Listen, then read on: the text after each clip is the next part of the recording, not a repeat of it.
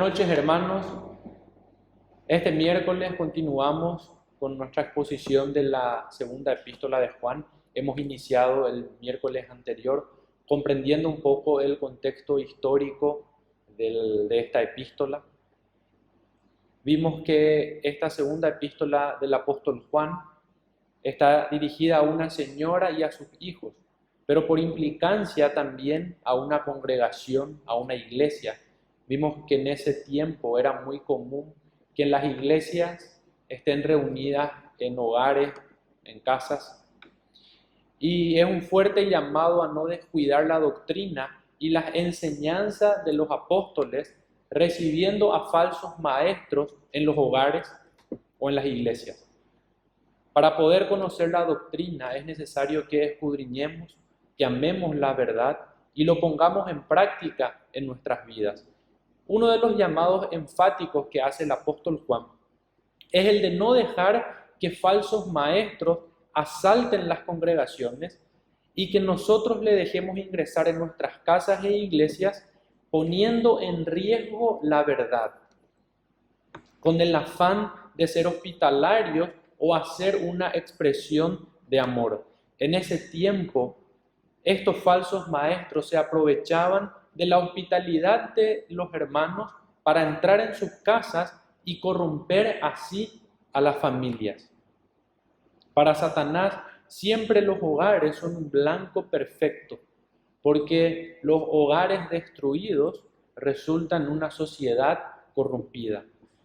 En la primera epístola de Juan pudimos ver las características de creyentes.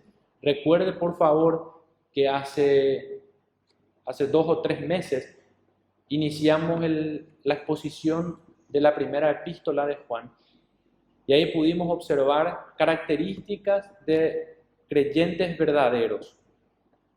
Que el creyente se caracteriza por un estilo de vida que se sujeta en los principios bíblicos. No quiere decir que el creyente no puede pecar, pero sí que el creyente no vive una vida de pecado o que su vida no se caracteriza por vivir una vida pecaminosa. En estos primeros textos de la segunda epístola de Juan, vemos más características de creyentes en función a la verdad, que la verdad sí existe, que es el Evangelio de Jesucristo y todo su consejo divino que nos dejó escrito en su palabra. Así como la primera epístola de Juan, vimos que el creyente se caracteriza por un estilo de vida en base a principios bíblicos. Estos primeros textos de la segunda epístola de Juan nos lleva a comprender cómo es la vida del creyente en esa verdad. El miércoles anterior vimos 2 de 5 puntos, que la verdad es la comunión de los creyentes. Recuerde que estuvimos analizando que el creyente no puede tener una comunión con gente que ha rechazado el Evangelio. Vimos el segundo punto, que la verdad permanece en los creyentes. Recuerda el último texto que leímos, que decía que ahora el creyente tiene la mente de Cristo. Y este miércoles, esta noche, queremos tocar 3 puntos más y vamos a irnos hasta el versículo 6. El tercer punto es que la verdad bendice a los creyentes, la verdad controla a los creyentes. El creyente ama la verdad y por ende ama a su hermano. Antes de iniciar con la lectura de los textos, te pido por favor que me acompañes en una oración. Padre Celestial, gracias Señor por este día que nos das. Gracias mi Dios porque podemos escuchar tu palabra, podemos leer Señor, podemos aprender de ella, podemos conocerte a ti Señor.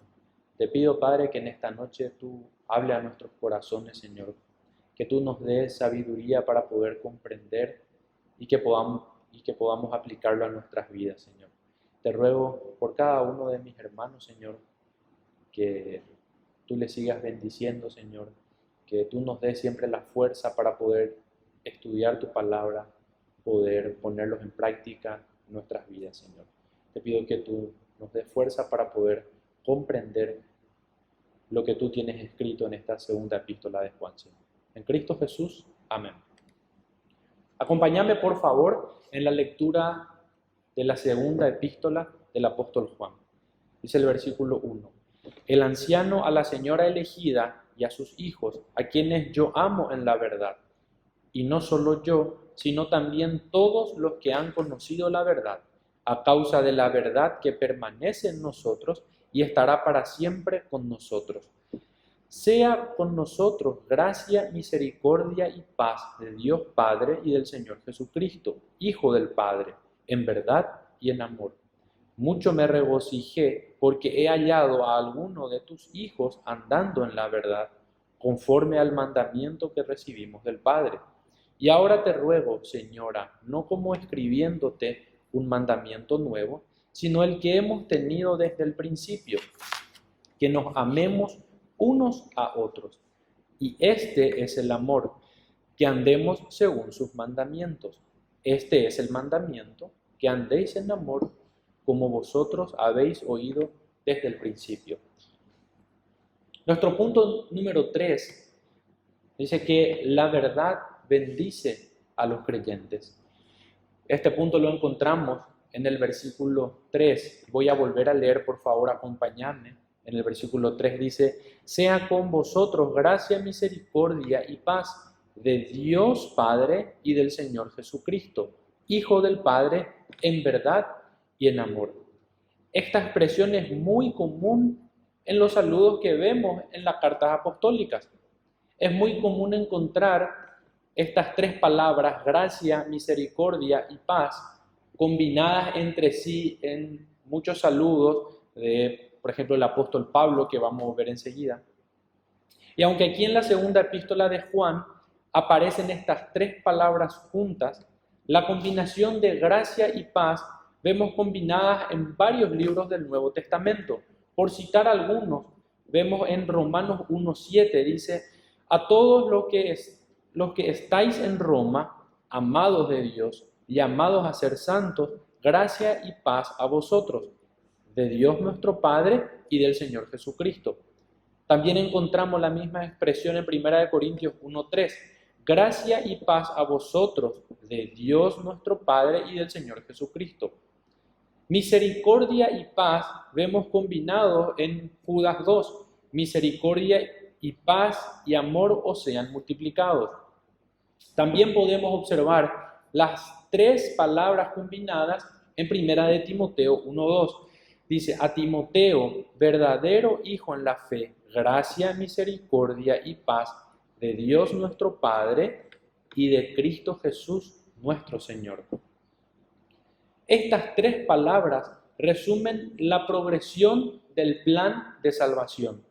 En los pecadores, la gracia de Dios lo llevó a conocer misericordia, el cual resulta en paz. La gracia, en el sentido de la palabra, es un favor divino, un regalo no merecido.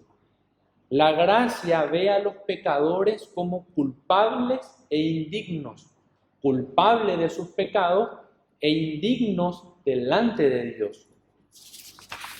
Dice en Romanos capítulo 5, versículo 20, pero la ley se introdujo para que el pecado abundase, mas cuando el pecado abundó, sobreabundó la gracia.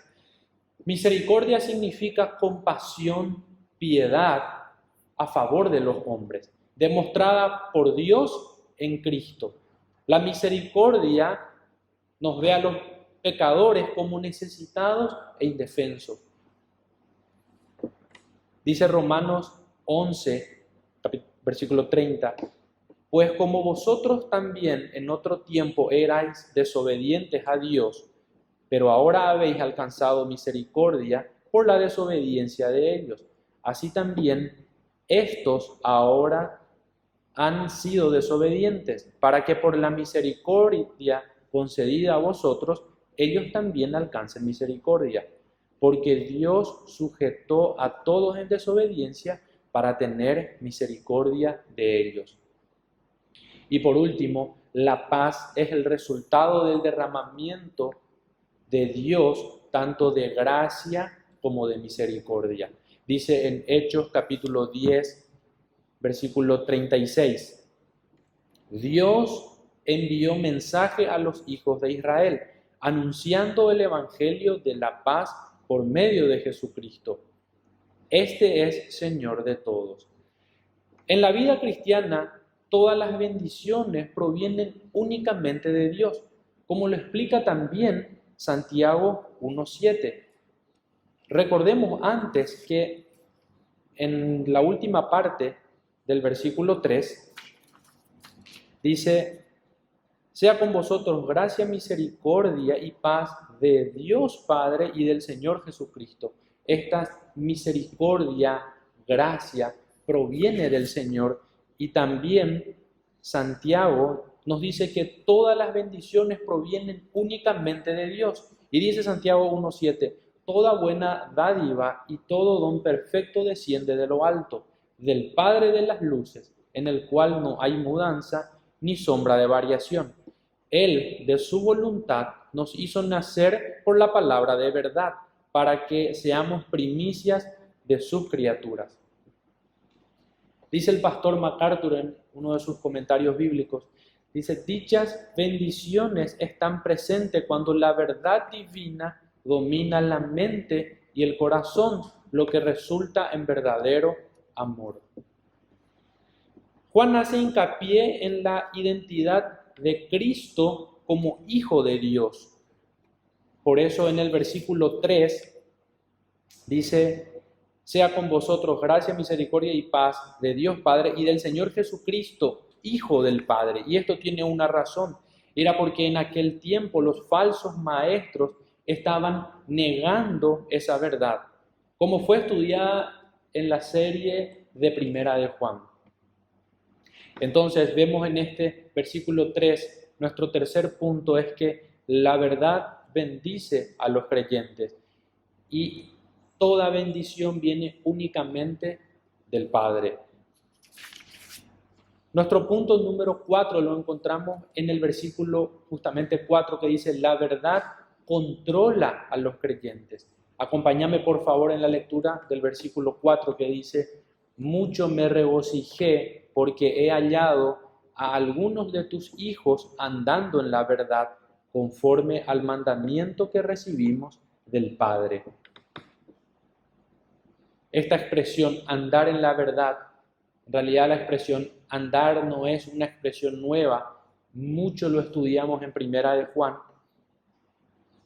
Y esta palabra andar es vivir, es comportarse o conducirse.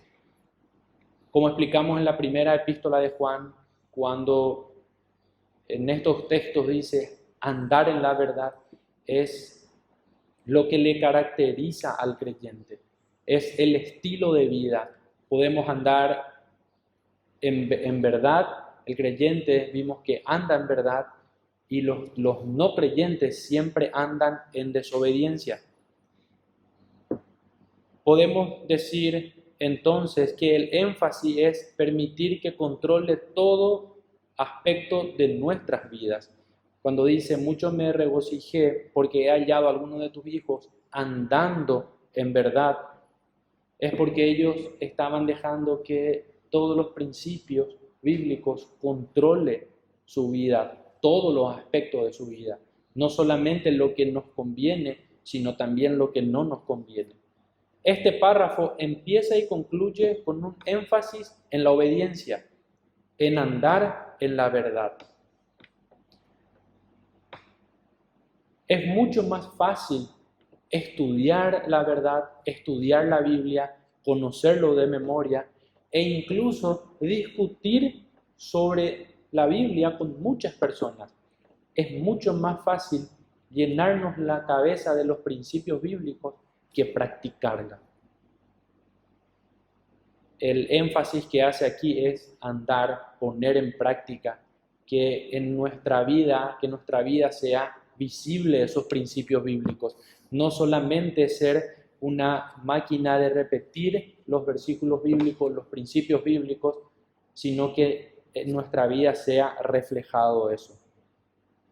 En realidad, algunos creyentes fanáticos desobedecen la verdad con su manera de tratar de defenderla. ¿Cuántas veces nosotros desobedecemos los principios bíblicos cuando peleamos con alguien por defender una verdad o por defender algunos conocimientos bíblicos? Este versículo nos está enseñando de que andar en la verdad conforme al mandamiento que recibimos del Padre es lo que le llenó de gozo al apóstol Juan al enterarse que esa familia, los hijos de la señora, estaban conduciendo su vida a través de los principios bíblicos. Estudiamos semanas atrás en la primera epístola de Juan que la característica del creyente es justamente que se ajusta a los principios bíblicos.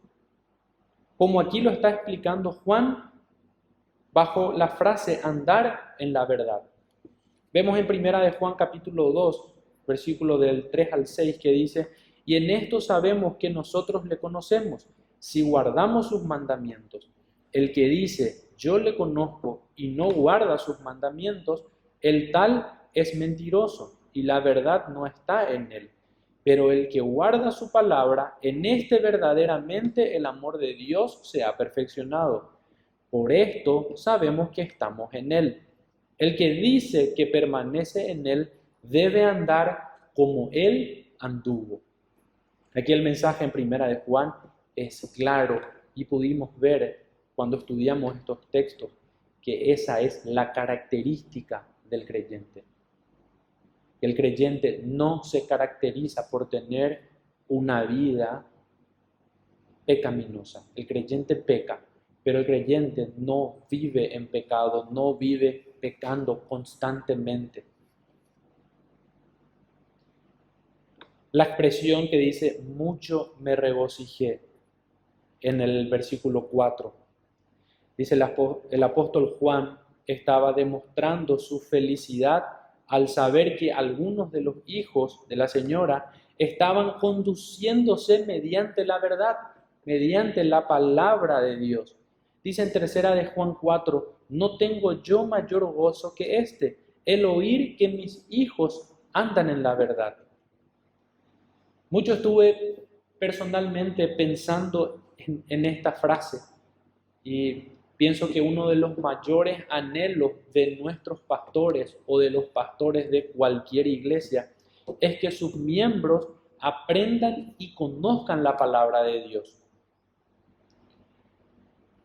Pero lo que mayor gozo les da es ver cuando los aplicamos en nuestras vidas y ven a sus miembros conducir sus vidas y la de su familia a través de los principios bíblicos. Quizás sea algo comparable con el gozo que está citando Juan aquí en este texto. Ciertamente nuestros pastores y maestros se ocupan y se preocupan por enseñarnos la verdad, en conocer la Biblia, en acercarnos en los textos estudiados, masticados, con aplicaciones para nuestras vidas. Pero sin duda alguna, lo que mayor gozo les da es ver que sus miembros aplican en sus vidas y se conducen mediante los principios bíblicos que los pastores nos enseñan.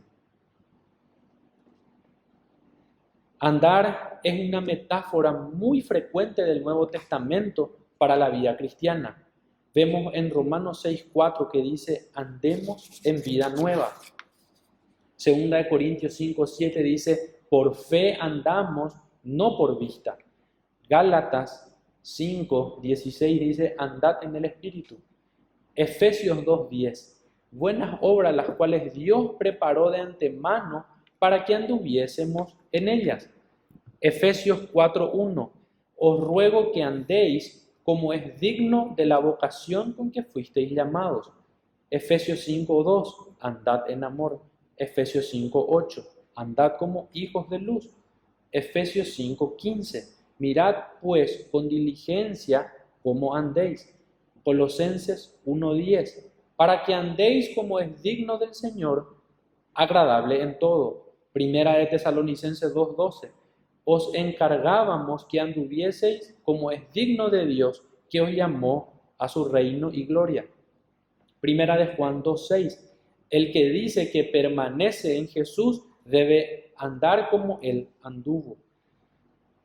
Segunda de Juan 6. Y este es el amor, que andemos según sus mandamientos. Juan argumentó que Dios nos ha ordenado que andemos en la verdad y el amor. Vimos en muchos textos del Nuevo Testamento que estamos llamados a andar en amor, a andar como hijos de Dios. Si decimos que somos hijos de Dios, tenemos que andar como Cristo anduvo. Y la palabra mandamiento se usa 5 veces en estos pocos versículos. Y vemos que los mandamientos de Dios enfocan la verdad en aspectos de la vida. La verdad puede ser vaga y general si no tenemos cuidado, pero los mandamientos hacen que esa verdad sea específica y obligatoria. Observamos que los mandamientos son dados por el Padre. Cada mandamiento es una expresión de amor y no simplemente una ley. La voluntad de Dios es la revelación de su corazón y no solo de su mente. Dice en Salmo capítulo 33, versículo 11, el consejo de Jehová permanecerá para siempre, los pensamientos de su corazón por todas las generaciones. En consecuencia, la obediencia a su palabra debe ser una revelación de nuestro amor y no una expresión de miedo. Dice en primera de Juan 5:3, pues este es el amor a Dios, que guardemos sus mandamientos, y sus mandamientos no son gravosos. En ese tiempo los falsos maestros trataban de hacer que los mandamientos de Dios parezcan rigurosos y difíciles, y luego trataban de ofrecer a sus convertidos verdadera libertad. Y dice 2 de Pedro 2:19, les prometen libertad y son ellos mismos esclavos de corrupción, porque el que es vencido por alguno es hecho esclavo del que lo envió. Dice en 1 de Juan que los mandamientos del Señor no son gravosos. Un comentario muy interesante y que me gustó mucho, quiero citarlo textualmente, de Warren Spiegelman, dice así: la mayor libertad está en obedecer la voluntad perfecta de Dios. Ningún creyente que ama a Dios debe considerar que sus mandamientos sean rigurosos o insoportables. Entonces vimos que la verdad controla a los creyentes, que esa verdad y sus mandamientos no son gravosos, como dice en Primera de Juan. Vimos el miércoles pasado que el creyente tiene la mente de Cristo. Entonces, sus mandamientos no son insoportables. Y el creyente debe ser controlado por la verdad, por los principios bíblicos y por el Evangelio de Cristo. El último punto de esta noche, que en realidad da inicio a una nueva unidad de pensamiento, que lo va a desarrollar Alcides los siguientes 2 miércoles, encontramos en los versículos 5 y 6. Te ruego que me acompañes, por favor, con la lectura de los versículos 5 y 6. Y ahora te ruego, Señora, no como escribiéndote un nuevo mandamiento, sino el que hemos tenido desde el principio, que nos amemos unos a otros. Y este es el amor, que amemos según sus mandamientos. Este es el mandamiento, que andéis en amor como vosotros habéis oído desde el principio. Nuestro último punto es que el creyente ama la verdad y por ende ama a sus hermanos.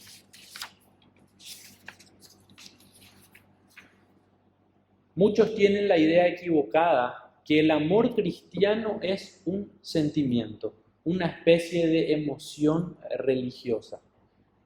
Siempre que venimos los domingos o los miércoles, le abrazamos a nuestros hermanos, nos sentimos emocionados, o cuando nos encontramos por primera vez después de los 5 o 6 meses que no nos reunimos, sentimos una emoción de momento, o como algunos le llaman, es una emoción religiosa, que nos hace extendernos y aceptar a otros. Sin duda, hay emoción. Entre los creyentes nos amamos y sentimos emociones por nuestros hermanos. Pero básicamente el amor cristiano es un acto de la voluntad de cada uno. Quizás no es comparable como en el matrimonio, pero también hay algo similar. En el matrimonio, cuando nos casamos recién o nos ponemos de novio recién, hay una emoción de momento, que con el tiempo esa emoción se va apagando, y siempre a los recién casados se les exhorta que decidan amarse y que no sea una emoción, sino que sea una decisión, que uno decida todos los días amarle a su pareja. Y el amor cristiano es algo similar, es un acto de voluntad, es una decisión. Simplemente quiere decir que uno trata a otros de la misma manera en que Dios lo trata. Es más, es posible amar a personas que no nos gustan. Tal vez no podamos controlar siempre nuestros afectos, pero sí dominar nuestras actitudes y emociones. ¿Es posible mandar u obligar que uno ame? Sí, sí es posible, cuando se entiende que es el verdadero amor cristiano. La declaración no como escribiéndote un mandamiento, un nuevo mandamiento, sino el que hemos tenido desde el principio, que nos amemos unos a otros, nos hace eco de Primera de Juan capítulo 2, versículo 7. Acompáñame por favor en Primera de Juan capítulo 2, versículo 7. Hermanos, no os escribo mandamiento nuevo, sino el mandamiento antiguo que habéis tenido desde el principio. Este mandamiento antiguo es la palabra que habéis oído desde el principio. Sin embargo, os escribo un mandamiento nuevo, que es verdadero en él y en vosotros, porque las tinieblas van pasando y la luz verdadera ya alumbra. El que dice que está en la luz y aborrece a su hermano, está todavía en tinieblas. El que ama a su hermano permanece en la luz y en él no hay tropiezo. Pero el que aborrece a su hermano está en tinieblas y anda en tinieblas y no sabe a dónde va, porque las tinieblas le han cegado los ojos. Es muy claro el versículo 9 y dice, el que dice que está en luz y aborrece a su hermano está todavía en tinieblas. Una de las características del verdadero creyente es que ama a su hermano. ¿Cómo puede ser? Parece imposible o descabellado pensar que estemos en una congregación y le odiamos a todos. Esa no es la característica del creyente. Juan no estaba escribiendo un nuevo mandamiento nunca antes revelado, sino que estaba reiterando el que habían tenido desde el principio de su vida cristiana. Todos los creyentes estamos llamados a una comunión especificada en que nos amemos unos a otros. Como dice Primera de Juan, capítulo 2, del 9 al 11, el amor es la característica que define a un verdadero creyente, y la falta de amor es lo que caracteriza a los incrédulos. Hoy vemos tanta falta de amor, tanto odio, que realmente es característica de personas que no tienen a Cristo. Y el creyente se caracteriza por lo contrario, porque ama a su hermano. Dice Primera de Juan 2, 9 al 11. El que dice que está en la luz y aborrece a su hermano, está todavía en tinieblas. Pero el que aborrece a su hermano, está en tinieblas y anda en tinieblas y no sabe a dónde va, porque las tinieblas le han cegado los ojos. En cierto sentido, lo que Juan escribió no fue un mandamiento nuevo. El mandato de amor tampoco es exclusivo del Nuevo Testamento. La ley del Antiguo Testamento proporciona un resumen de cómo amar. Dice en Deuteronomio 6:5, amarás a Jehová tu Dios de todo tu corazón y de toda tu alma y con todas tus fuerzas. En Levítico 19:18, amarás a tu prójimo como a ti mismo. Cuando a Jesús le pidieron que dijera cuál era el más grande mandamiento de la ley, contestó citando esos dos mismos mandatos. Lo vemos en Mateo capítulo 22, versículo 37. Amarás al Señor tu Dios con todo tu corazón y con toda tu alma y con toda tu mente. Este es el primero y grande mandamiento. Y el segundo es semejante. Amarás a tu prójimo como a ti mismo. De estos dos mandamientos dependen toda la ley y los profetas.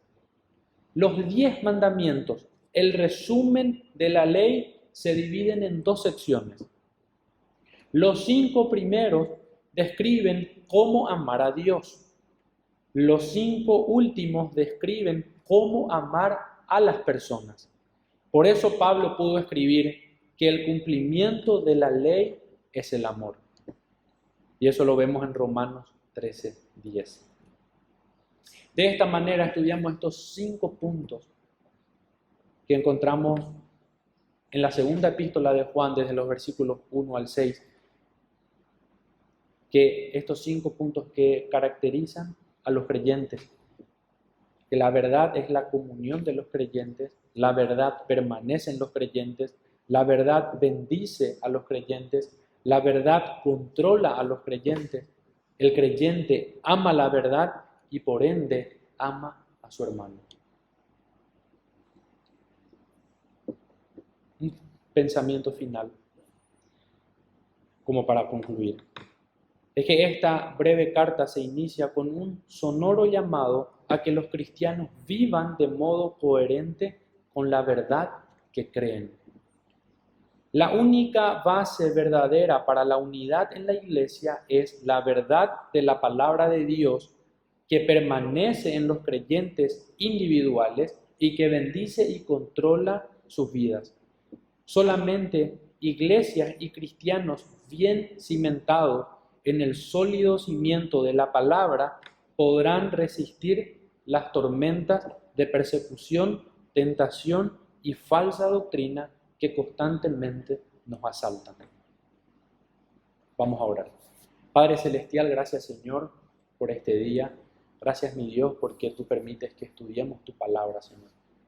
Te pido, Señor, que cada uno podamos analizarnos, Señor, y ver qué es lo que caracteriza nuestras vidas, Señor. Si caracteriza amor a tu palabra, amor a nuestros hermanos, Señor. O si nos caracteriza, Padre, una vida pecaminosa, una vida de rechazo a nuestros hermanos, Señor. Gracias, Dios, porque tú permites que nosotros estudiemos, que podamos aprender, Señor, y tú nos das las herramientas para que podamos poner en práctica tus palabras en nuestras vidas, Señor. Te entrego la vida de mis hermanos, Señor, en tus manos, y que tú nos des sabiduría para aplicar, Señor, estos textos en nuestras vidas.